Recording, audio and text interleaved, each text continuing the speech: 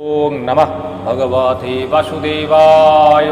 শ্রীমদ্ ভগবদ গীতায় প্রথম অধ্যায়ে অর্জুন তার সখাকে যুদ্ধ যাহাতে না করিতে হয় তার জন্য অনেক অজুহাত করিতেছে, যে এই আচার্য দুই গুরুজনকে বধ করিলে আমরা পাপভোগী হইব, অতএব আমরা সবান্ধব ধৃতরাষ্ট্র পদ্ধতিকে বধ করিতে পারি না।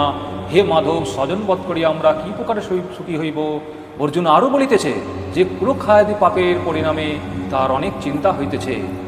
যদপ্যেতেনা পশন্তি লোভা বহত চেতসা কুলক্ষয় কৃতং দোষং মিত্রদহে চা বাদকম কথং ন জ্ঞামাস্মি পাপদঃ अस्मानि গতিত্রম কুলক্ষয় কৃতং দোষং প্রপশ্যদাভিজনার্দন।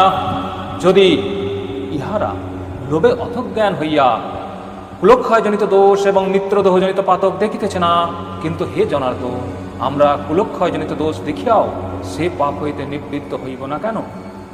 কুলক্ষয় পশন্তি কুল ধর্ম সনাতন ধর্মে নষ্ট কুলাং কৃৎসানা ধর্মাভিভুবত্ত। কুলক্ষয় হইলে সনাতন কুল ধর্ম নষ্ট হয় এবং ধর্ম নষ্ট হইলে সমগ্র কুল অধর্মে অভিভূত হয়। অধর্মাভিভবাত কৃষ্ণ প্রদর্শন্তি কুল স্ত্রিয় দৃষ্ট শিবস্নেয় জায়তে বর্ণশঙ্কর। হে কৃষ্ণ, কুল অধর্মে অভিভূত হইল কুলস্ত্রীগণ ব্যভিচারিণী হয়।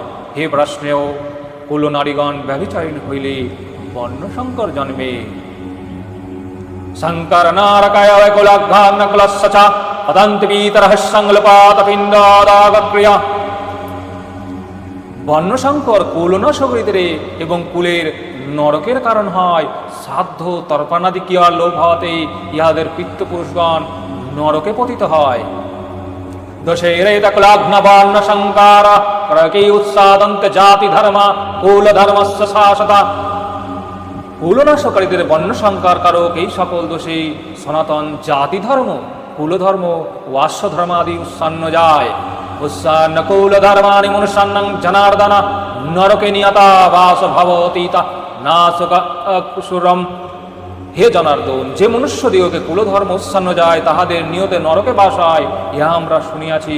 অর্জুন আরও বলিতেছি, অহবাত মহৎ পাপং কৃতং তপস্বী তপায়ম যদ্দা আজ্য সুখ লবণ হন্তং স্বজন মদত্তা। হাই, আমরা রাজ্য সুখ লোভে স্বজনগণকে বিনাশ করিতে উদ্যত হইয়া মহাপাপে পবিত্র হইয়াছি।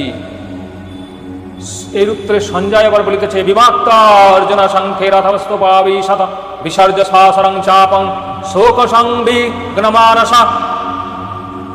আমি শস্ত্র ত্যাগ করিয়া প্রতিকারে বিরত